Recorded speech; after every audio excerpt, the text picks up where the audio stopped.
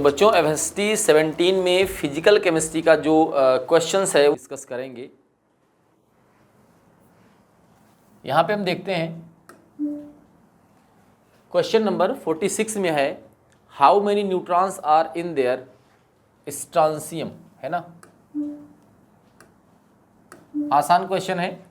Neutron निकालने के लिए हम क्या करते हैं, एक बार आप देखो कि जब एटॉमिक मास हमें निकालना होता है तो एटॉमिक मास क्या होता है, एटॉमिक मास होता है नंबर ऑफ प्रोटॉन और नंबर ऑफ न्यूट्रॉन, इन्हीं के सम करते हैं। आपसे क्या पूछा गया है, नंबर ऑफ न्यूट्रॉन्स पूछा गया है, तो आप क्या करोगे, atomic mass minus number of proton कर दीजिए। Number of proton equal to क्या हो जाएगा, नंबर ऑफ न्यूट्रॉन्स, ठीक है ना। तो कितना गिवन है ये 88 माइनस नंबर ऑफ प्रोटॉन जो होता है वही क्या होता है एटॉमिक नंबर, कितना है यहाँ पर 38, क्या हो जाएगा 50। तो आंसर यहाँ पे हमारा हो जाएगा सेकंड, ठीक है। आगे बढ़ते हैं। अगले क्वेश्चन में the number of moles of hydrogen molecule, moles of hydrogen molecule बताना है required to produce 20 moles of ammonia through Haber process. तो पहले रिएक्शन लिखेंगे। रिएक्शन क्या है, N2 plus 3H2 gives out 2NH3, ठीक है। ये हैबर प्रोसेस से अमोनिया का फॉर्मेशन है। अगर इसका स्टोइचियोमेट्री हम देखें तो 1 मोल नाइट्रोजन 3 मोल हाइड्रोजन यूज होगा और आपको 2 मोल अमोनिया देगा। क्वेश्चन में पूछा है कि 2 मोल्स ऑफ अमोनिया आपको बनाना है, सॉरी 20 मोल अमोनिया आपको बनाना है। तो 20 मोल बनाने के लिए आप अगर स्टोइचियोमेट्री देखो नाइट्रोजन का और अमोनिया का, ठीक है ना, तो नाइट्रोजन का 2 टाइम अमोनिया है। इसका मतलब यह है कि नाइट्रोजन कितना है, नाइट्रोजन हाफ ऑफ अमोनिया है, ठीक है ना। नाइट्रोजन कितना हो जाएगा, हाफ ऑफ अमोनिया। तो अगर 20 मोल अमोनिया आपको बनाना है तो उसका हाफ कितना हो जाएगा 10 मोल, ठीक है ना। 10 मोल आपको क्या लेना पड़ेगा, 10 मोल लेना पड़ेगा आपको नाइट्रोजन। फिर आप स्टोइचियोमेट्री देखो नाइट्रोजन का और हाइड्रोजन का, अगर ये 1 है तो ये 3 टाइम है, तो यानी कि हम यहाँ पे क्या कर दें मल्टीप्लाइड बाई 3 30। तो इस तरीके से अगर हम देखें ना तभी कितना आ रहा है स्टोइचियोमेट्री 1 3 2 जो कि पहले था। तो हमें हाइड्रोजन के कितने मोल चाहिए होंगे 30 मोल। तो यहाँ पे आंसर हमारा क्या हो जाएगा।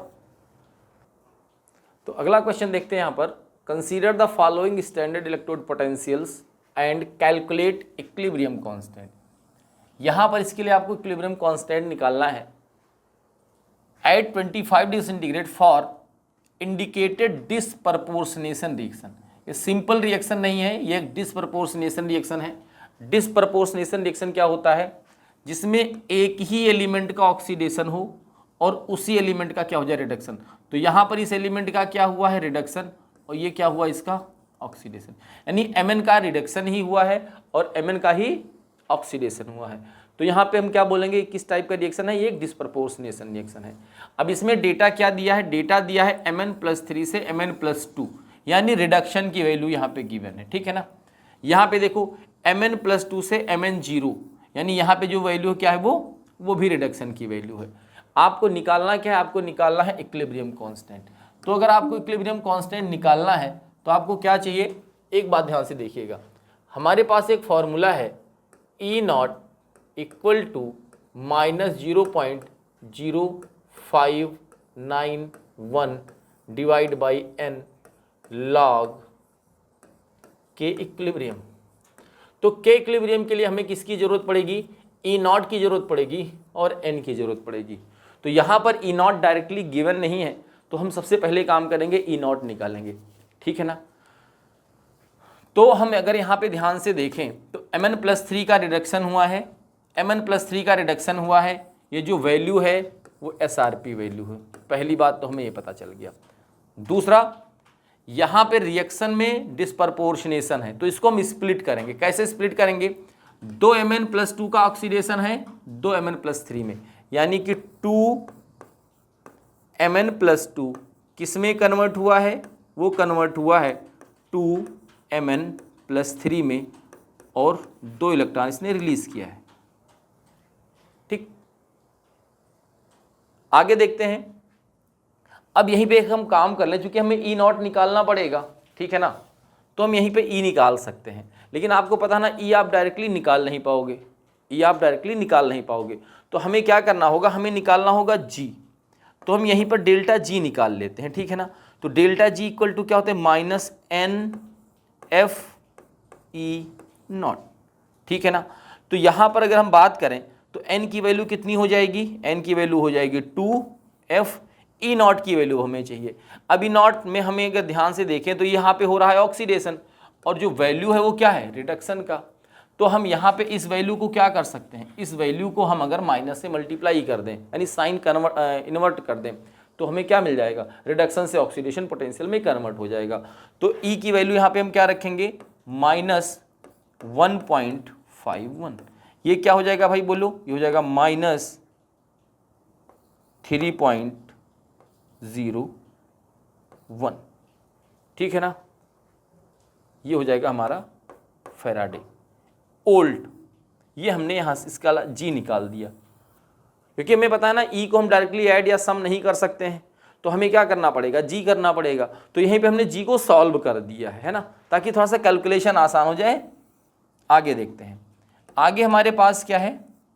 Mn+2 2 इलेक्ट्रॉन एक्सेप्ट करके किस में कन्वर्ट होता है? वो कन्वर्ट होता है Mn में। तो यहाँ पे भी अगर हम G की वैल्यू निकालें तो डेल्टा G क्या हो जाएगा? डेल्टा G हो जाएगा -N। N की वैल्यू यहाँ पर क्या है? 2F, और E0 की वैल्यू हमें रखना होगा। तो E0 की वैल्यू Mn+2 से Mn के लिए कितना है? माइनस में। रिडक्शन पोटेंशियल है, रिडक्शन हो रहा है, तो हमें यहाँ पर साइन चेंज नहीं करना होगा, होगा -1.185। ठीक है जी, ये कितना हो जाएगा आपका?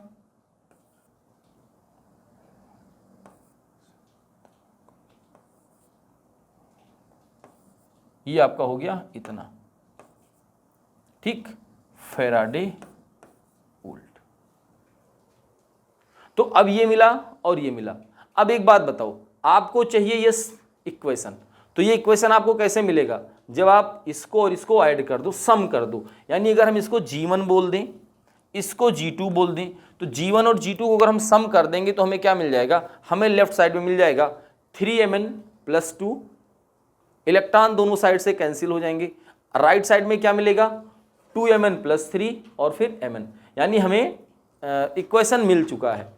अब हमें क्या करना है? हमें ऐड करना है इनको। तो अगर हम G1 G2 को ऐड करते हैं तो हमें क्या मिल जाएगा? मान लीजिए हमें मिल जाएगा G3 not. G3 not equal to क्या बन जाएगा? Delta G1 not plus delta G2 not, ठीक है ना। अब इसकी जगह पे हम क्या रखेंगे? -N। N की वैल्यू कितना है यहाँ पर? 2F। E0 की वैल्यू हमें निकालनी है, E0 इक्वल टू G1 की वैल्यू, G2 की वैल्यू।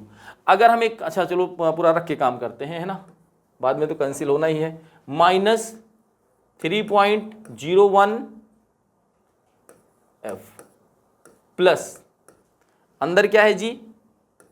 -2.370F। तो इस तरीके से दोनों साइड से -F क्या हो जाएगा?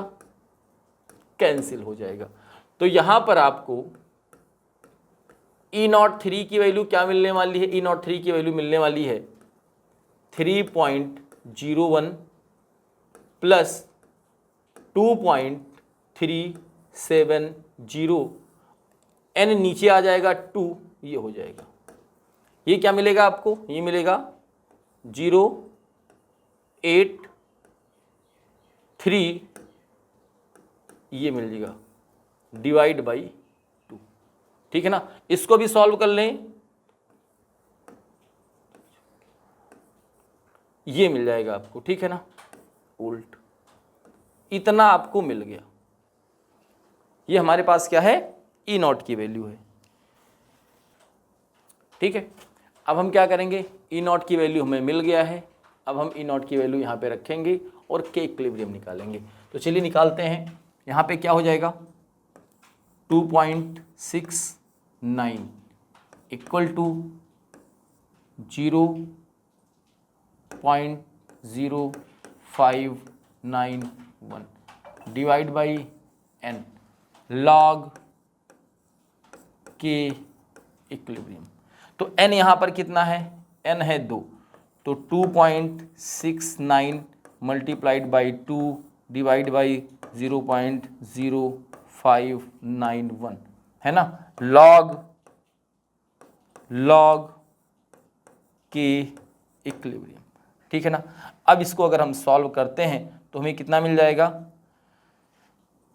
ये हमारा हो जाएगा फिर से 5.380 divide by 0.0591 log K equilibrium, ठीक है। अब यहाँ से हमें क्या करना होगा, यहाँ से हमें निकालना होगा के इक्विलिब्रियम। के इक्विलिब्रियम क्या हो जाएगा, के इक्विलिब्रियम हो जाएगा एंटीलॉग ऑफ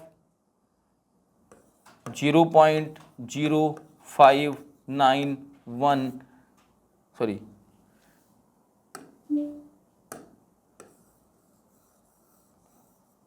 ये हमारा हो गया 5.380 डिवाइड बाई 0.0591, ठीक है।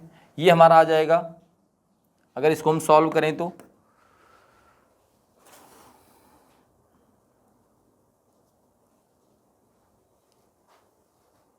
91 और एंटीलॉग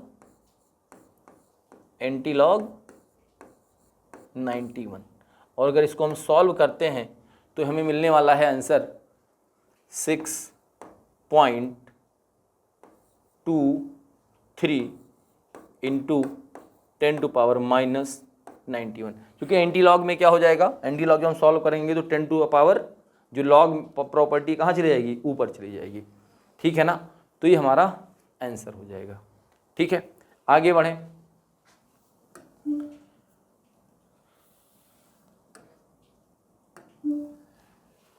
आगे है on the basis of thermochemical equations 1, 2, 3 find which of the algebraic relationship given in option first to 4, है ना। यहाँ पे 3 रिएक्शन दिया हुआ है, ऐसा आप समझ सकते हो, और आपको बताना है यहाँ पर कुछ थर्मोडायनेमिक वैल्यूज़।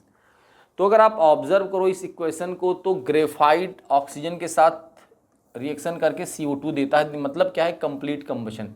कंप्लीट कंबशन, इसको हम हीट ऑफ रिएक्शन भी बोल सकते हैं, कितना है, x किलो जूल, ठीक है ना। लेकिन अगर हम इस रिएक्शन को ध्यान से देखें तो यहाँ पे सबसे पहले कार्बन मोनोऑक्साइड बना है और फिर कार्बन मोनोऑक्साइड कार्बन डाइऑक्साइड में कन्वर्ट हुआ है, यानी कि सबसे पहले कार्बन ग्रेफाइट हाफ ऑक्सीजन से क्या बनाया होगा, ये बनाया होगा सबसे पहले CO, और इसके लिए जो डेल्टा रिएक्शन की वैल्यू है वो कितना है, Y है। और फिर CO, फिर से CO क्या किया है, हाफ O2 ले करके क्या बनाया है, CO2, और यहाँ पे डेल्टा R कितना है, ये है Z।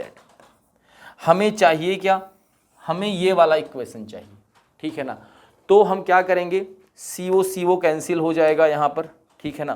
तो आपको क्या मिलेगा, carbon graphite plus O2 gives out CO2।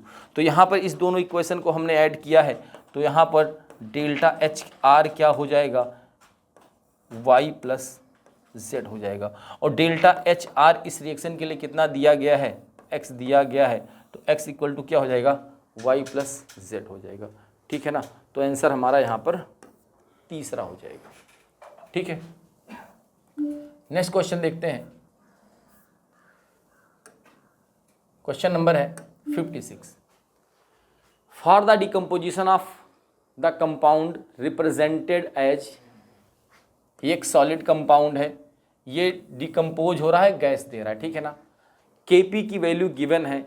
If reaction is started with 1 mole of compound the total pressure at equilibrium would be. तो अगर हम रिएक्शन लिखते हैं इसके लिए तो क्या होगा, NH2COO NH4, ये हमारा सॉलिड है और ये डिकम्पोज हो रहा है। डिकम्पोज हो रहा है तो दे रहा है अमोनिया गैस और साथ में क्या है, CO2। तो आपको पता है जब आप Kp निकालते हो तो Kp में क्या लिखते हो आप, Kp में आप प्रेशर ऑफ गैस के मोल कंसीडर करते हो, ये सॉलिड के मोल कंसीडर नहीं करते हो, ठीक है ना। तो हालांकि यहाँ पे लिखा है इसका 1 मोल हमने स्टार्टिंग में लिया था, इसका 0 होगा, लेकिन कुछ समय बाद अगर यहाँ से 1 - x खत्म होता है तो ये कितना बनेगा, ये बनेगा 2x और ये कितना बन जाएगा, x। तो अगर हम यहाँ पर Kp निकालें तो Kp क्या हो जाएगा, Kp हो जाएगा partial pressure of NH3, partial pressure of NH3, और NH3 कितना है, 2 है। फिर पार्शियल प्रेशर ऑफ CO2 और नीचे हो जाएगा सॉलिड का कोई पार्शियल प्रेशर नहीं होता, ठीक है ना। तो यहाँ से हमें मिल जाएगा Kp। तो अब हमें ज़रूरत किसका है, हमें ज़रूरत है पार्शियल प्रेशर का। तो पार्शियल प्रेशर हम कैसे निकालते हैं, पार्शियल प्रेशर हम निकालते हैं mole fraction into P total, है ना, P टोटल निकालते हैं इस तरीके से। तो देखिए क्या हो जाएगा, मोल फ्रैक्शन किसका आपको निकालना है, अमोनिया का। और मोल फ्रैक्शन निकालने के लिए हमें क्या ज़रूरत पड़ती है, उस कंपोनेंट का मोल फ्रैक्शन और फिर टोटल मोल। तो टोटल मोल यहाँ पर कितने हैं, टोटल मोल है यहाँ पर 2x और x 3x। किसका निकालना है आपको, अमोनिया का, ठीक है ना। P partial pressure of ammonia आपको निकालना है, ये हमने लिख दिया। तो क्या हो जाएगा, अमोनिया के मोल 2x, अमोनिया के मोल 2x, ठीक है। और फिर इसका टोटल मोल कितना है, 3x इंटू P नॉट, ये हो जाएगा क्या, पार्शियल प्रेशर ऑफ अमोनिया। ऐसे ही CO2 का पार्शियल प्रेशर निकाल दो तो PCO2 क्या हो जाएगा, मोल फ्रैक्शन ऑफ CO2, यानी सबसे ऊपर क्या लिखोगे आप, number of moles of CO2 divide by total mole, ये हो जाएगा हमारा, ठीक। अब ये वैल्यू क्या करना है, ये वैल्यू हमें इस इक्वेशन में रखना है। तो आप यहीं पे अगर ध्यान से देखो तो कैंसिल भी कर सकते हो और वैसे रख भी सकते हो, ठीक है ना। चलो वैल्यू पूरा का पूरा रख के देखते हैं। तो यहाँ पे क्या हो जाएगा, Kp इक्वल टू हो जाएगा 2x डिवाइड बाई 3x। आप कैंसिल कर लो, यहीं पे कैंसिल कर लो, है ना, क्या आप वहाँ पे आगे लेकर के चलना, कॉम्प्लिकेटेड करने के कोई मतलब नहीं, ठीक है ना। तो यहाँ पे क्या मिलेगा, हमें मिलेगा 2/3 इंटू P नॉट, इसका क्या करना होगा, स्क्वायर। अगेन यहाँ पे x कैंसिल हो जाएगा, क्या मिलेगा यहाँ पर 1/3 इंटू P। चलिए इसको सॉल्व कर लीजिए। तो 2 का स्क्वायर हो गया 4 और 3 का स्क्वायर हो गया 9, है ना। P को अलग से भी कर लेंगे, यहाँ पे क्या मिल जाएगा 1/3। तो P स्क्वायर यहाँ से और P ये क्या हो जाएगा, क्यूब। क्या मिल जाएगा हमें यहाँ पे 4/27 P क्यूब। तो यहाँ पे हमें Kp की वैल्यू क्या मिल गई, 4/27 P क्यूब। तो अब यहाँ पे Kp की वैल्यू कितनी गिवन है, Kp की वैल्यू गिवन है 2.9 × 10⁻⁵। तो वैल्यू रखते हैं 2.5 × 10⁻⁵। ये किसके बराबर है, ये बराबर है 4/27 P क्यूब के। तो P क्यूब किसके बराबर हो जाएगा, ये हो जाएगा 2.5 × 10⁻⁵, ठीक है ना, मल्टीप्लाइड बाई 27 डिवाइड बाई 4। तो P किसके बराबर हो जाएगा, P हमारा हो जाएगा root cube of 2.5 × 10⁻⁵ multiplied by 7 divide by 4। अब यहाँ पे हम क्या करेंगे, रूट क्यूब निकालेंगे, और रूट क्यूब निकालोगे तो आपको कितना आंसर आ जाएगा 5.82। बस आपको इसको केवल क्या कर लेना है, सॉल्व करना है। कितना आ जाएगा 5.82 इंटू 10⁻⁻2 80। ठीक है, अगला क्वेश्चन देखते हैं। अगला क्वेश्चन थोड़ा सा मैचिंग टाइप का है, आसान है ना। देखिए यहाँ पे क्या है, यहाँ पे दिया हुआ है कुछ साल्ट और यहाँ पे उसके कुछ KSP वैल्यू दिए हुए हैं। तो एक करके देख लेते हैं, दो करके देख लेते हैं, वैसे सारे बन जाएंगे। चलिए FeOH का होल थ्राइस, इसको हम तोड़ते हैं। इसको जब आप ब्रेक करोगे तो क्या मिलेगा, मिलेगा आपको Fe+3 और 3OH माइनस। अगर इसकी सॉल्युबिलिटी S है तो ये क्या हो जाएगा 3S। अगर आप इसके लिए KSP लिखोगे तो क्या बन जाएगा, ये बन जाएगा S और फिर 3S का क्यूब। ठीक है ना, ये क्या बन जाएगा भाई 27S पावर 4। तो अब आप देखो कहीं पे लिखा है क्या, ये मिला है।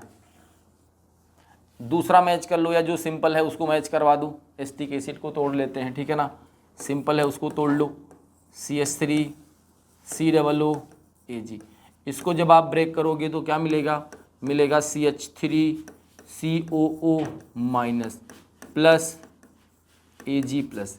अब यहाँ पे क्या हो जाएगा, अगर इसकी सॉल्युबिलिटी S है तो इसकी भी सॉल्युबिलिटी क्या हो जाएगी S। तो KSP आप क्या लिखोगे, KSP आप लिखोगे S इंटू S, क्या हो जाएगा जी S स्क्वायर। तो यहाँ पर आपको Ag की वैल्यू क्या मिल जाएगी, ये मिल जाएगी। ऐसे सारे मैच कर लेंगे। दो हमने मैच कर लिया है, फर्स्ट का सेकंड ये मैच हुआ है, ठीक है ना, और तो कहीं है ही नहीं।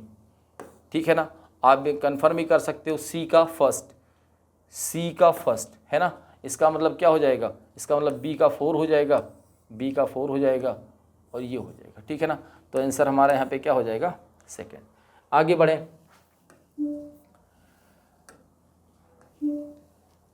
अगले क्वेश्चन में है which of the following pairs is are incorrect match. Incorrect match आपको बताना है कि कौन सा है, ठीक है ना, इनकरेक्ट मैच। तो रेजिस्टेंस का क्या होता है यूनिट, ओम होता है ना। और इसको अगर रिवर्स कर देते हैं तो क्या बोलते हैं, इसको मोह बोलते हैं, ठीक है ना। रजिस्टिविटी को क्या बोलते हो, रजिस्टिविटी का जो यूनिट होता है ओम मीटर इनवर्स, सॉरी ओम मीटर, वो भी सही है। कंडक्टेंस का जो यूनिट होता है वो सीमेंस या ओम, ये गलत होता है हमारा, ठीक है ना। तो आंसर हमारा क्या हो जाएगा, ये हो जाएगा। एक तो ये हमारा सही हो गया। आगे देख लेते हैं, कंडक्टेंस का जो यूनिट है वो है सीमेंस मीटर इनवर्स, ये सही है। तो आंसर हमारा यहाँ पे क्या हो जाएगा थर्ड ओनली। ठीक है, आगे बढ़ते हैं।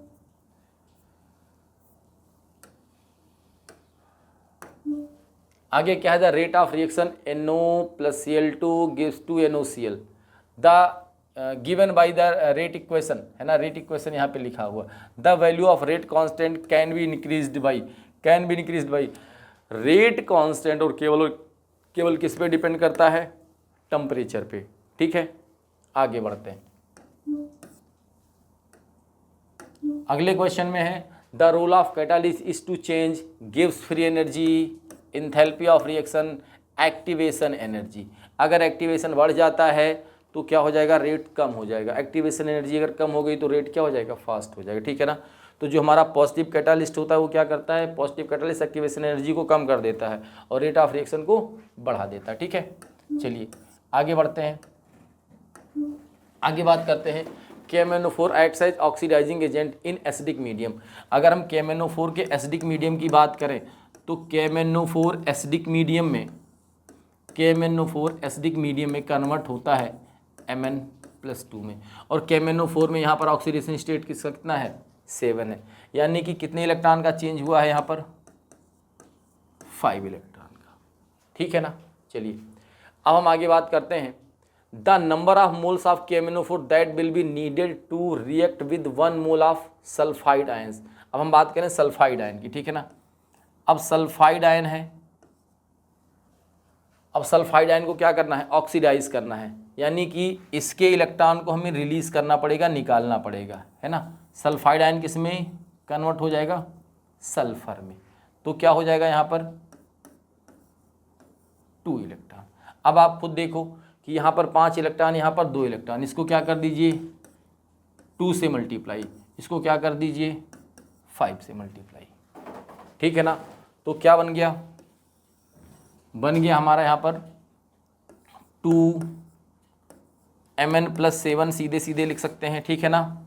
और ये क्या हो जाएगा हमारा 5s-2, ये किस में कन्वर्ट हुआ है, ये कन्वर्ट हुआ है 2Mn+2 में और फिर 5 सल्फर में। तो अगर हम ध्यान से देखें तो 2Mn से 5 सल्फर ऑक्सीडाइज होता है, 2Mn ऑक्सीडाइज 5 सल्फर।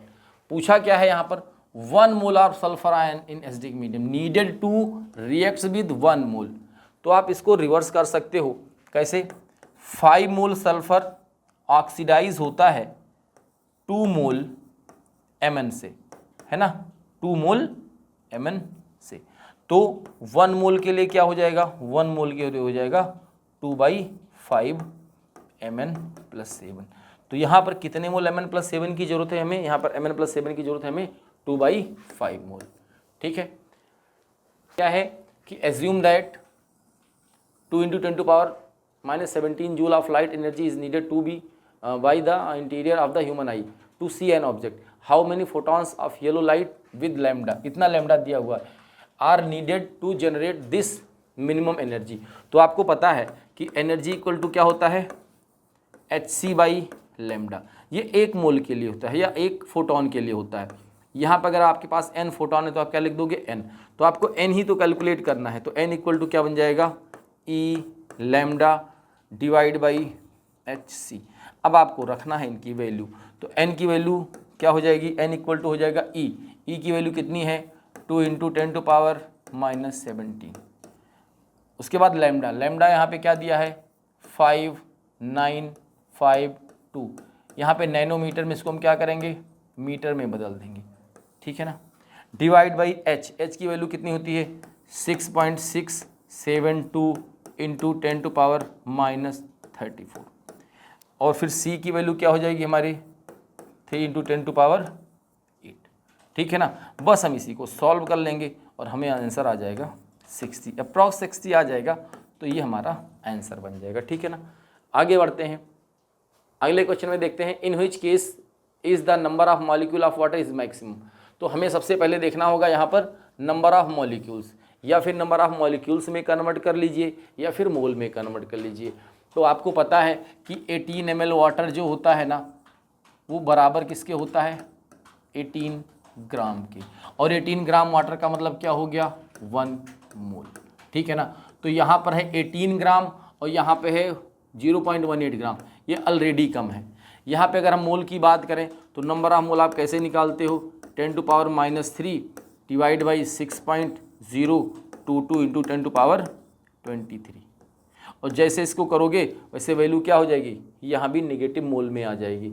और ये देखो यहाँ भी वैल्यूम क्या आ जाएगा, जो वैल्यूम ऑफ गैस है ना वो कितना है 0.0224 लीटर। अगर हमारे पास 1 मोल वेपर होता, 1 मोल वाटर वेपर होता तो उसका वैल्यूम कितना होता 22.4 लीटर, और यहाँ पे 1 मोल से भी बहुत कम जा रहा है। यानी सीधी सी बात है यहाँ पर किसके मोल ज़्यादा हैं, वाटर के 18 ml मोल ज़्यादा है। ये वाला हमारा आंसर हो जाएगा, ठीक है ना। आगे बढ़ते हैं, अगले क्वेश्चन में क्या है, अगले क्वेश्चन में है cobalt +2 salt bridge cobalt +2 CO for this cell ΔG is negative. इसके लिए सबसे पहले आपको क्या देखना होता है साल्ट ब्रिज, है ना। इसको आप नेक्स्ट इक्वेशन को यूज करके भी कर सकते हो, डायरेक्ट कैसे करोगे साल्ट ब्रिज, साल्ट ब्रिज से पहले और साल्ट ब्रिज के बाद। साल्ट ब्रिज के बाद वाले का कंसंट्रेशन ज़्यादा होना चाहिए, ठीक है ना। साल्ट ब्रिज के बाद वाले का कंसंट्रेशन क्या होना चाहिए, ज़्यादा होना चाहिए, यानी C1 should be greater than C2। अब यहाँ पे थोड़ा सा कन्फ्यूज़न के लिए डाल दिया गया, एक्चुअली में C1 C2 ऐसा होता तो आप जल्दी से C2 is greater than C1 कर देते, लेकिन यहाँ पे पहले C2 फिर C1 लिखा गया है ना। तो कोई बात नहीं है, जो बाद में होगा उसका कंसंट्रेशन क्या होना चाहिए, ज़्यादा होना चाहिए। तो यहाँ पे आंसर हमारा बन जाएगा सेकंड। आगे बढ़ें, अगले क्वेश्चन में which among the following option is correct relation between change in enthalpy and change in internal energy. तो ये तो बिल्कुल सबको पता है, delta H equal to delta E plus delta NGRT, यही हमारा आंसर हो जाएगा। नेक्स्ट अगर हम देखें तो नेक्स्ट क्वेश्चन में क्या है, नेक्स्ट क्वेश्चन में दिया है equimolar solution of HF formic acid है, HCN है, at 298 kelvin have Ka values this, है ना। तो Ka वैल्यू दिया हुआ है, what is the observe trend of dissociation constant in successive. तो ये हमारा Ka वैल्यू है, तो पूछा कि क्या ट्रेंड है डिसो, तो सीधे सीधे Ka की वैल्यू यहाँ पे तो गिवन है ना, तो यही ट्रेंड हो जाएगा हमारा। ये सबसे ज़्यादा वैल्यू हो गया, ये कम हो गया और ये उससे ज़्यादा कम हो गया, तो हमारा जो ट्रेंड हो जाएगा वो क्या हो जाएगा, HF फॉर्मिक एसिड और एसिटिक एसिड। यहाँ से एक बात और पता चलती है, ये स्ट्रॉन्गर एसिड है, ये वीकर एसिड है, और ये और भी वीक एसिड है, ठीक है ना। तो इस तरीके से फिजिकल के क्वेश्चन समाप्त होते हैं। मेहनत करते रहिए। Thank you.